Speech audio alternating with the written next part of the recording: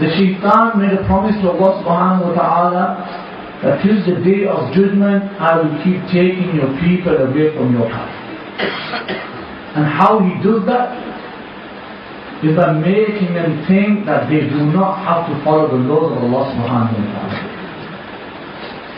But Allah subhanahu wa ta'ala has told us clearly in the Quran that there will be a day where every single soul will gather and it will argue regarding itself, will present its own case. How and what will we tell Allah subhanahu wa ta'ala? What will our case be? That we drove cars on the road in such a way that my life, my own life and other people's life is at stake. We drove cars in such a way, high-powered cars in such a way, that not just your own life, everything surrounding you after the creation of Allah subhanahu wa ta'ala, you will save every single one of them in danger. Do we want to argue in front of Allah subhanahu wa ta'ala when we don't really have a case? وَتُوَفَّى كُلُّ نَفْسٍ مَا عَمِلَتْ وَهُمْ لَا يُظْلَمُونَ.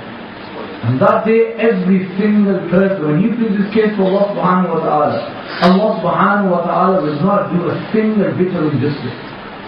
Meaning you will attain everything that you have done. You know, a Muslim is that person, the Messenger sallallahu ta'ala mentioned in the Sahih Hadith by Imam Bukhari rahimahullah ta'ala, that a Muslim is that person who other people are saved by his tongue, by his lisan and by his hands.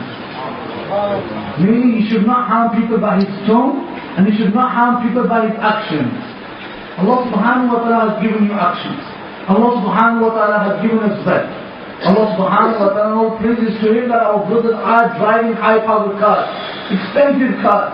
All praises to Allah subhanahu wa ta'ala. But that does not mean in the city of Bradford you need to derive them in such a way that you put your own life at stake, you put the people in the cars at stake, you put other drivers at stake, and you put pedestrians at stake. These are all in violation of the sunnah of the Prophet sallallahu alaihi wasallam.